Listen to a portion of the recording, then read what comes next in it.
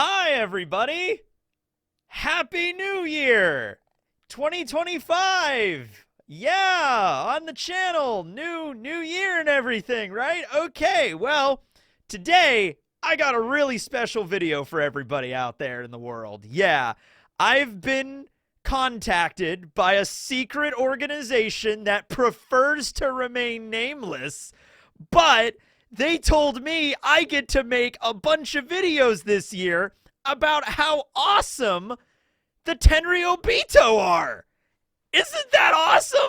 That's awesome, right? Yeah. So this is going to be episode 1 in a long line of videos, I am sure.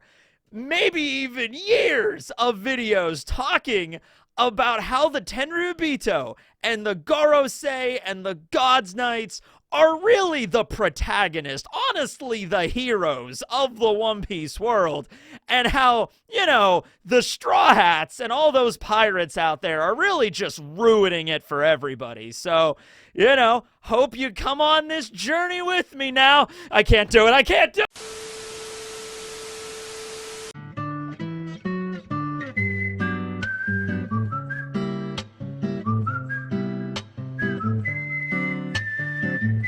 Okay, let's try that again. Hey, everybody, Teching and Barry back again. Happy New Year to all. That was just a bit. That was just an intro gag. There wasn't anything really else going on there, yeah. Okay, but we are talking about the world government today. Because in this final saga, whereas, the world government has been the overarching villain in One Piece, this final saga is where Oda is really going to have the opportunity to dust off all of those ideas I am sure he's had for years. I bet you, just like how a dungeon master carefully lays out his campaign, right? That's how all DMs lay out their campaigns, right? You start session 1 and you already know what's going to happen at session 300, right? Like, yeah, you know how this is going to go, right? They totally don't make this up as you go along. But no, I'm sure throughout the course of One Piece, Oda has had ideas like, ooh, that sounds like a really cool idea for a devil fruit. Ooh, that's a really powerful weapon that I could give somebody. Oh, I know, I'll give it to the world government at the very end of the story. I'll hold all of the crazy, most powerful magical items and devil fruits and shit for characters that are going to show up in the very final saga, all right? And here we are in the final saga. And a great example of that was the display of power that the Gorosei showed in Egghead. That really did feel like Oda was like, man, I really got to show what the Gorosei are capable of. But they're at Marijois, and the Straw Hats are all the way at Egghead. Okay, teleportation exists in One Piece now, right? Which is interesting because Oda even talked in an SBS recently involving Shiki's fruit, the float fruit, how Oda was like against the concept of devil fruits that allow you to just like fly or move over the ocean because the whole point of One Piece is like sailing around, right? So I don't think the teleportation circle incantation thing is supposed to be like, that's not a devil fruit ability. That's something special, something unique, right? We do also have devil fruits like Augur's warp fruit, but even then, because Augur was in Egghead too, made it very clear that that teleportation ability is not even close to the same level as what the Gorosei can do, right? Augur could not even warp him and Katarina off of the island. They had to like go to the shore and then walk, right? Because he wasn't like, adept at it enough yet. So it wasn't like global warping or anything like that. And I can understand why Oda would be careful to use that sort of ability to just like give it to like random characters or just make it a devil fruit that anybody could eat. But the Gorosei are special. They're very unique. And then we also have the God's Knights showing up now at Elbaf. We only have 2 of them, and I guess they're not confirmed to be members of the God's Knights yet, but they're God's Knights. We have Shanks' hot brother and maybe Shanks' mummy, because she has bandages and she uses bandages as a devil fruit ability, so maybe she's a mummy. Shanks' mummy? Maybe. Who knows, right? Okay. So, and she's into some dominatrix stuff, let me tell you. Oh, yeah. Okay, so, it's getting intense up in here lately, right? So, yeah, in today's video, we're going to be going through all of the different things that the world government would logically have as an organization that has effectively ruled the world for over 8 centuries.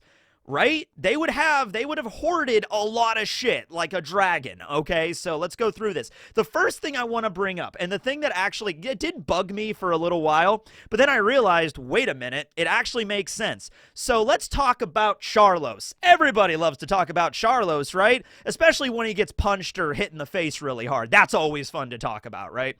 So Charlos got decked by Luffy pretty damn hard during the Sabaody Archipelago arc. I don't want to say Luffy punched him as hard as he possibly could have, because Luffy was not in Gear 2nd and he did not do Gear 3rd. You know, here comes the giant fist.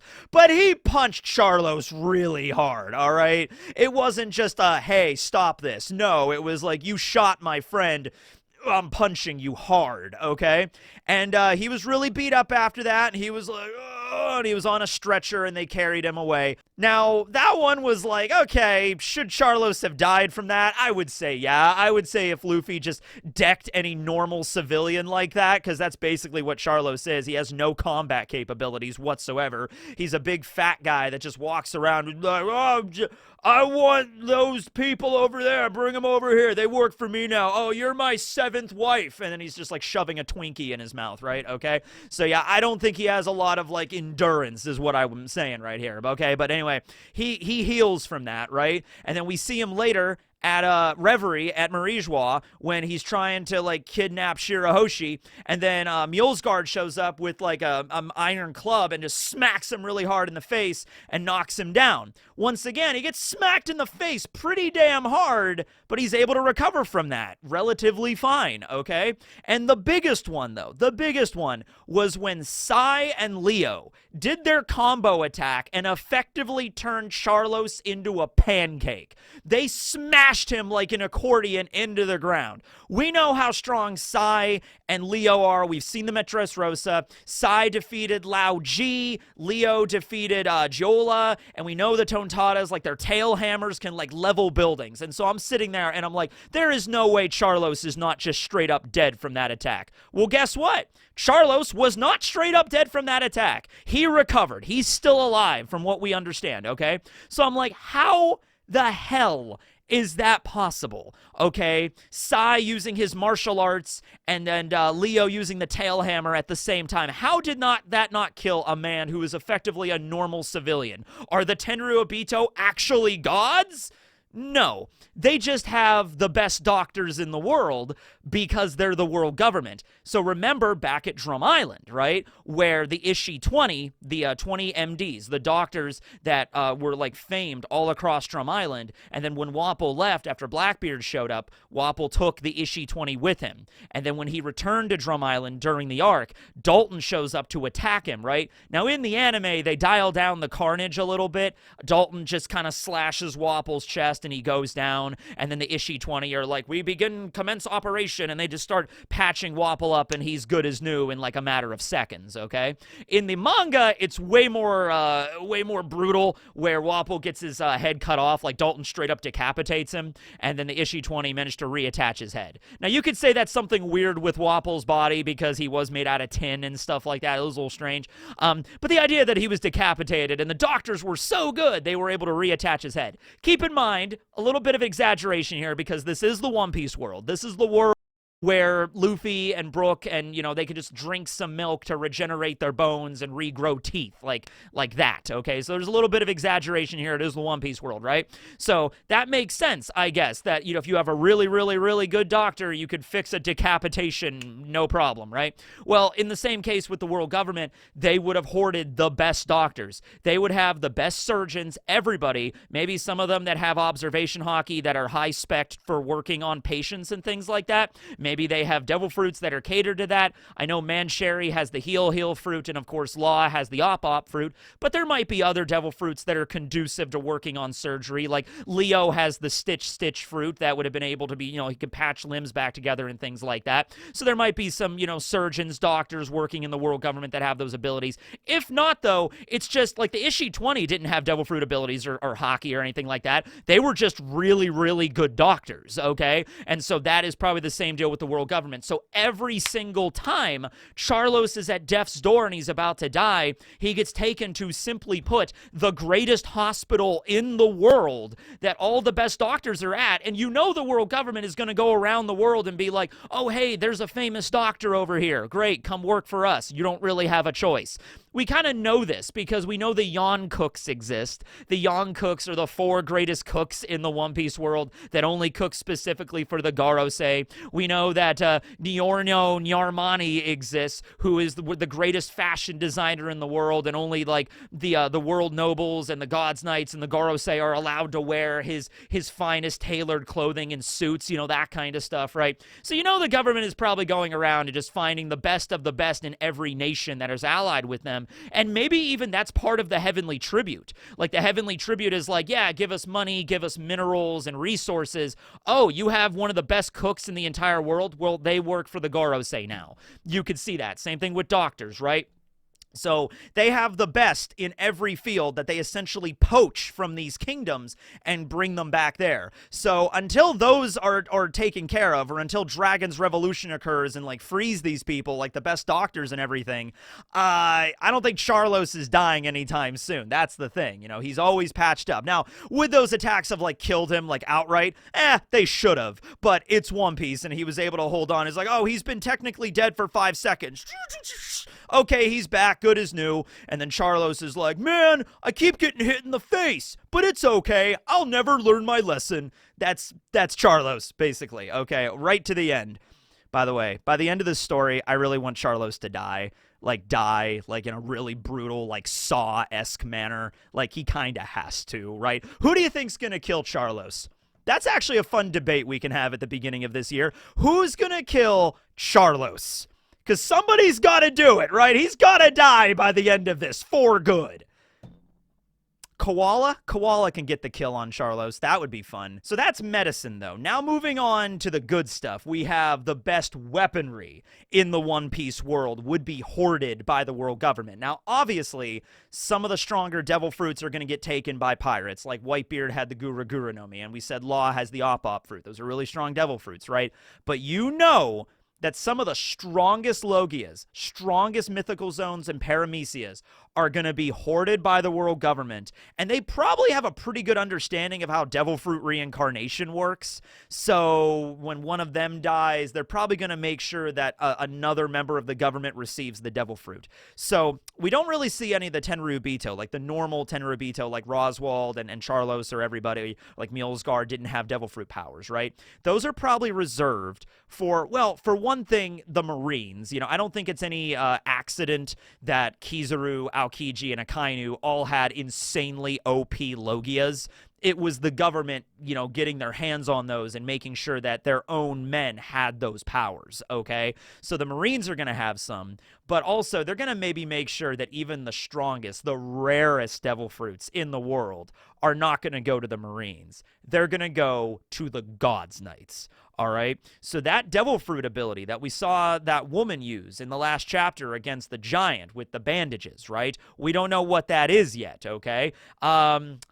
Well, you know, I was going to say it can't be a Logia, but you never know. Because I don't think it's going to be something as simple as just the bandage fruit. I don't think it's going to be something kind of boring like that, okay? No.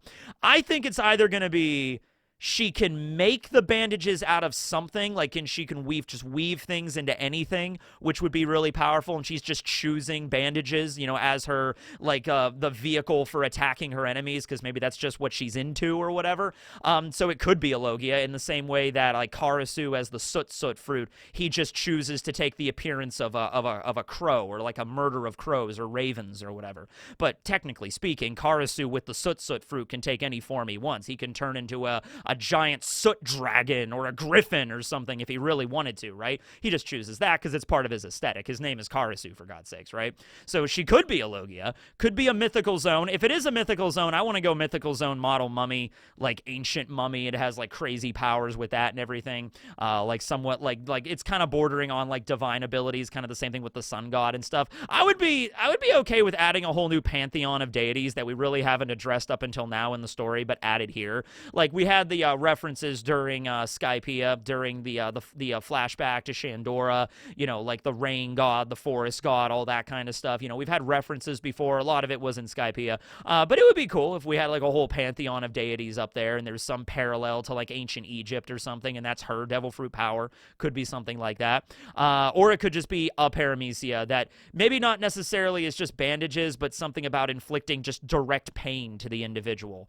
Because the first time I read that chapter, I didn't even know she was using bandages. I had to kind of like zoom in and kind of like look to see what was happening. I thought she was just like inflicting pain on the giant or something, right? So it's through bandages, but there could be a bunch of different reasons on how that happens, right?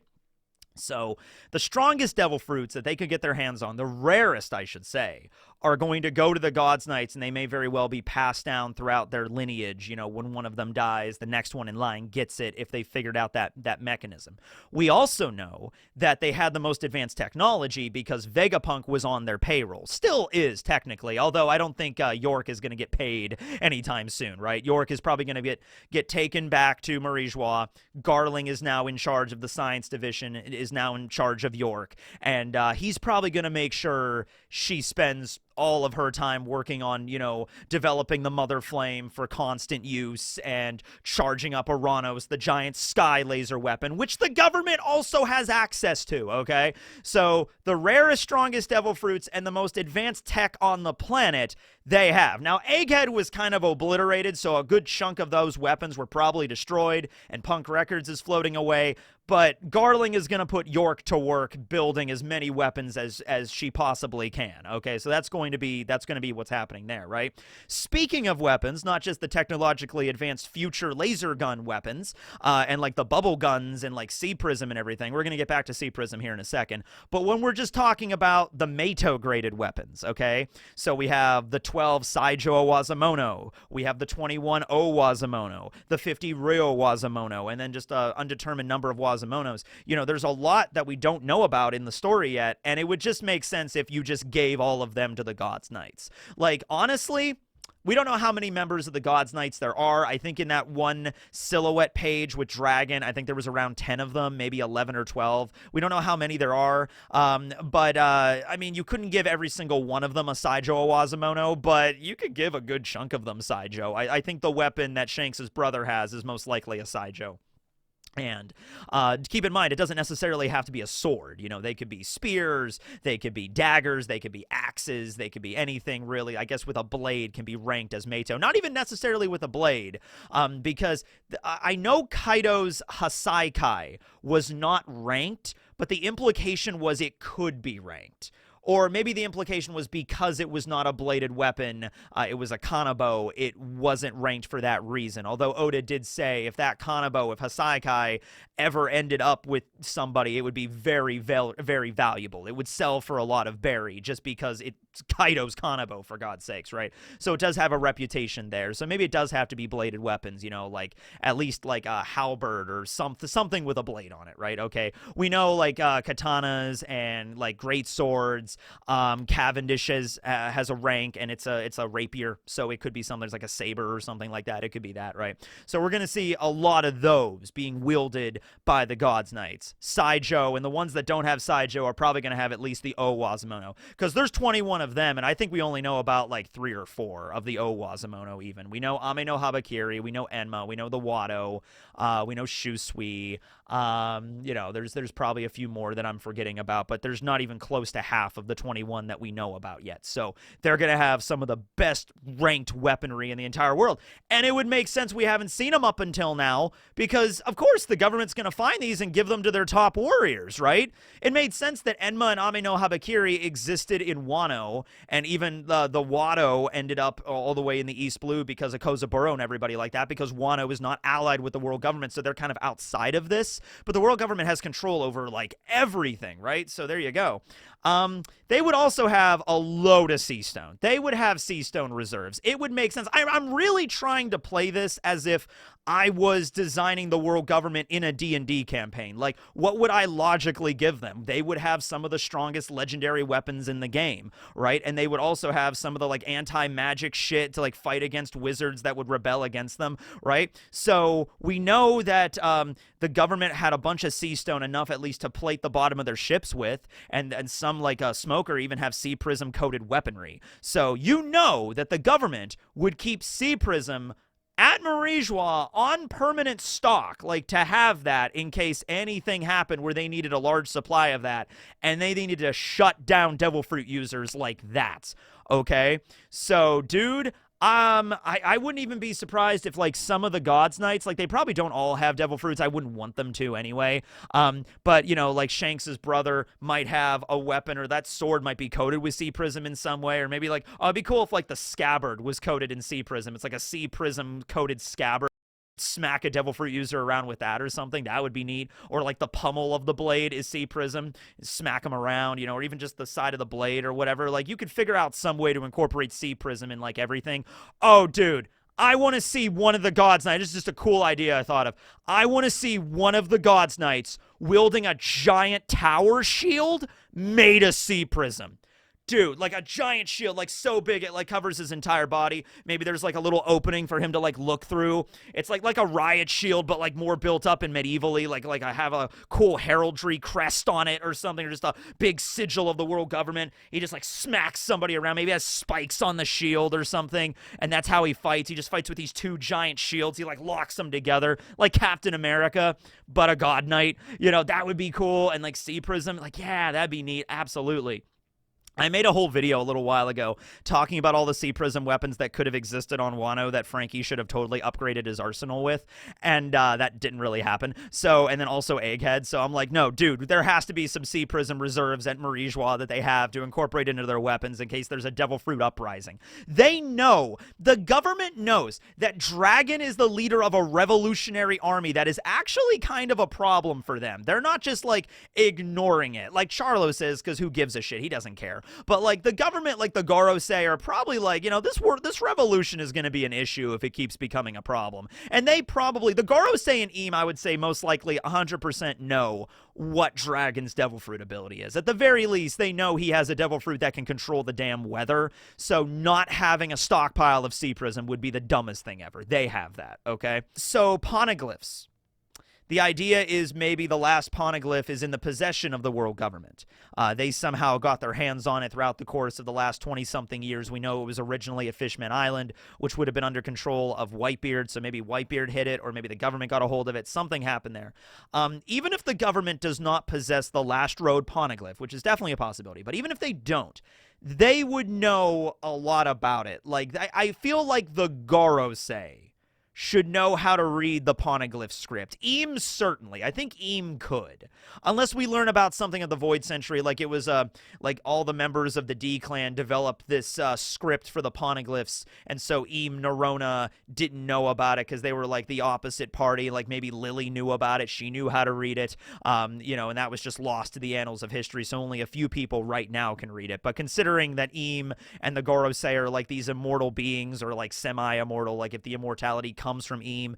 Eam was definitely alive during the Void Century, so therefore would be able to probably read the Poneglyphs, but just wants them all obliterated, wants them all destroyed, because that ruins their plans, okay, right? So that's the situation there. So they would know. I'm not sure it's written down anywhere, and we know that the regular Tenryubito, because when Charlos' sister was watching the display with Vegapunk's message, and he was talking about the Void Century, she's like, Void Century, what's that? Like, the Tenryubito either just never learned about it, because they do have school, they do have, like, tutors and stuff that teach them things, right? It's just that they, you know, they just live in, like, a life of luxury and hedonism, essentially. But the fact they didn't even know about the Void Century, they never heard of it, either indicates they were never taught about it, or they just didn't care, you know, to learn anything about that. I'm thinking it's they were just completely kept in the dark about that. Like, even their own were kept in the dark. The Gods Knights probably know. The Gorosei and Eam definitely know. Okay, so that's, like, sacred texts probably kept in that freezer on the bottom level of Marijois in the dungeon.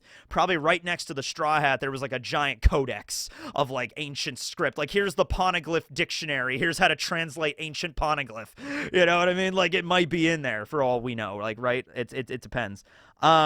Now they obviously control like the best armies in the world, because their army is essentially the Marines. Like, that's the government's army. They have the Marines, they have the Cipher Pol. They used to have the Warlords, but they kind of kicked themselves in the face there, because the Warlords, the system was abolished, and now they're back to being their enemies. So at one point, Mihawk was their ally, wasn't going to fight them necessarily, and now you've made an enemy of Mihawk, and now Mihawk has now joined the Cross Guild, and now you might have to contend with him.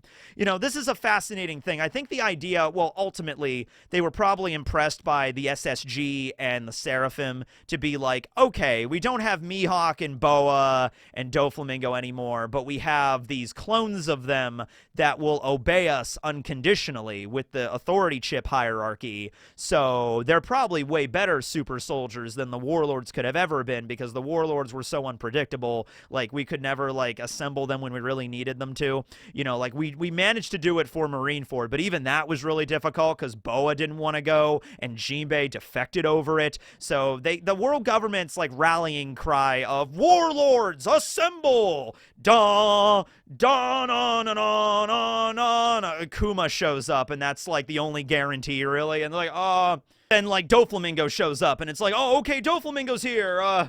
Hope Mihawk shows up. All right, he's a little late, but he's here. Moria, okay, Moria.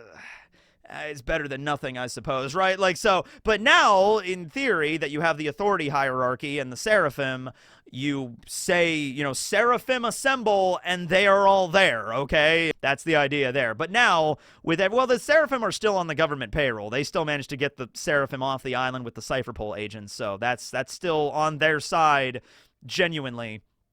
We're going to see a moment where Mihawk fights against S-Hawk. We're going to see Boa fight against S-Snake. Like, that's going to happen at some point.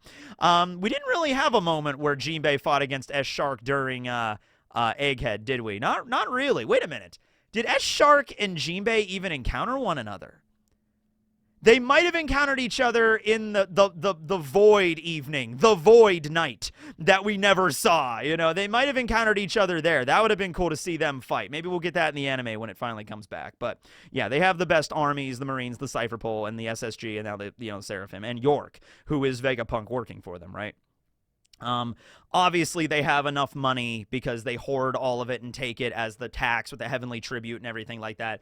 They have all the money that you could possibly want and everything that could buy in the One Piece world. Not that they even really need money, because let's say there's somebody in the world that is like one of the finest swordsmiths, not in Wano, but like somebody that's a really talented swordsmith, and the government wants that person. Like, I mean, they could pay them, or, you know, they could just kidnap them because they're the world government and they kind of hold all the cards here. But then again, the world government does kind of want to portray the idea, at least on the surface, to the civilians, that they're like the good faction in all this, and the pirates are the evil faction. So even though there's a lot of countries that are horribly, you know, impoverished because of paying the heavenly tribute basically gives them all they have, and there's like nothing left over, the government might still like every now and then hand out some things and be like, oh, we'll pay Niorno Nyarmani to make the finest clothing. We won't just kidnap him and make him work in the government. You know, he's like, yeah, no, we'll do something else, right? Even with Vegapunk, they could have just been like, hey, Vegapunk. Well, they kind of did. They kind of did,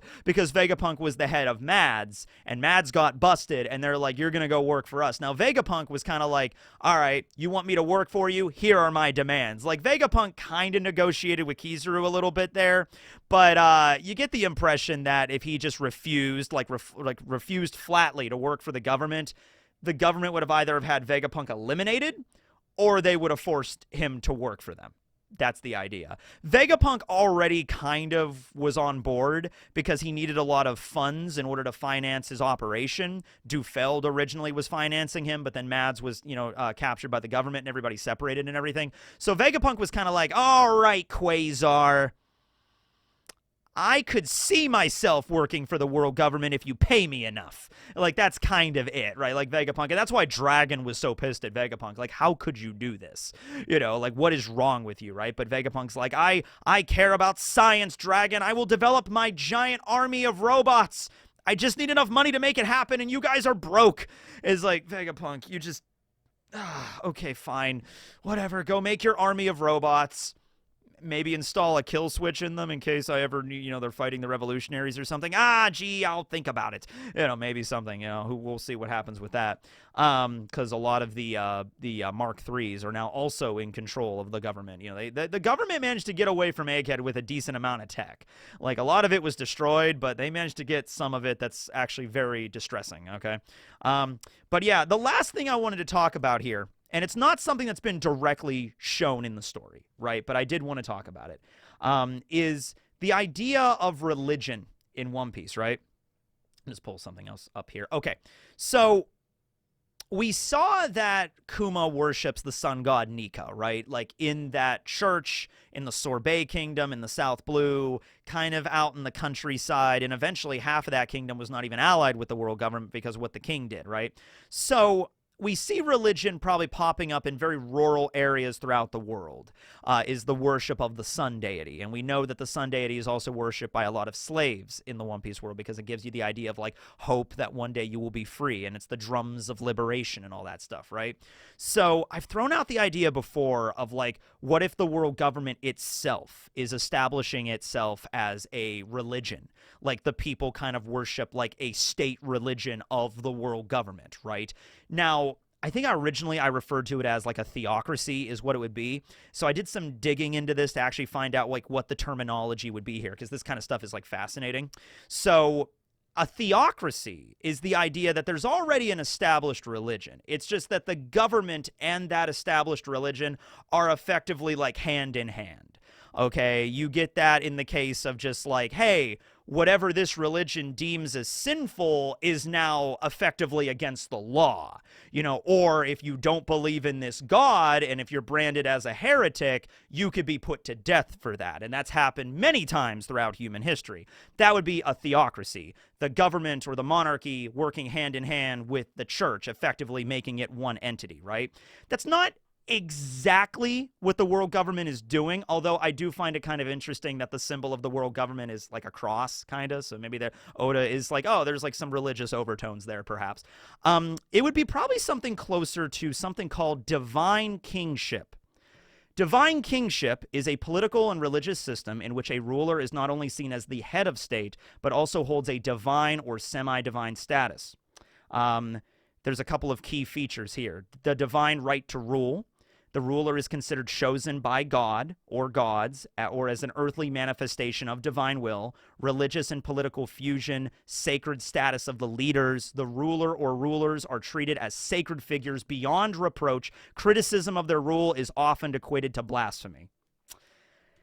I think we got the nail on the head right there. This is similar to the system of like the pharaohs of Egypt, you know, are the conduits or like the avatars with gods, or are gods themselves. You know, the idea that when they die, they effectively become gods of worship, okay?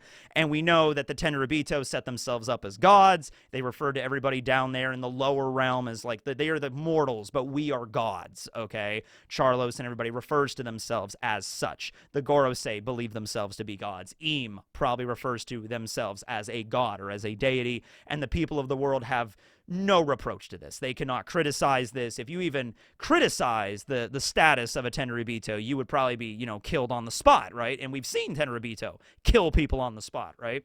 So not necessarily a theocracy or religion in the strictest sense. I don't think it's like the government has like a state church that you go to like worship the Gorosei or something. Although effectively it is like that. When a Tenryubito comes to town, you have to lay prostrate and bow before them like you are worshiping a deity descending from on high, which is Marijois on top of the red line. So, you know, the symbolism is there. The red line used to be called the land of the gods. You see it, right? So I wouldn't actually be surprised if the Tenryubito showed up on an island and be like, I want you to build a temple to my honor and every Wednesday get together and worship me. Like, that probably has happened in occasionally a few places in the One Piece world. And if not, like, that kingdom just gets, like, burned down, or, like, you know, they take a lot for the heavenly tribute that year, okay? It's really just up to the Tenryubito and their will, which they view as divine. So, divine kingship. That's something interesting I wanted to bring up. It kind of controls the minds of the people as well, kind of. And I would imagine you want to just assume that a lot of the civilians of the One Piece world would be like, this is all bullshit. We know the Tenryubito aren't really gods. You never know. Like, the government has been in control for over 800 years in this story. There's probably a lot of, like, civilians that are going about their daily business that are, like, good, honest, Tenryubito fearing humans that are like, oh yes, we love the Tenryubito. Those gods up there in their giant shining palace that rule over all of us with benevolence. Because, like, one part terror and one part maybe partial brainwashing. You know? So just wanted to throw that out there as an idea. But that's what the government's kind of got for them. That's what they got going for them. So let me know down below if there's any other aspect of this that you would like to see Oda cover or me make a video about in the future involving the government and what they have there. And I can't wait to see more of the Gods Knights in action and learning more about the Gorosei's power and what they can really do, and eventually Eames' power. So looking forward to that in 2025 and what's going to go down. All right, thanks, everybody. This will be Teching signing out. No tree facts this time. The government banned tree facts. But next time, tree facts. We'll be back. Later.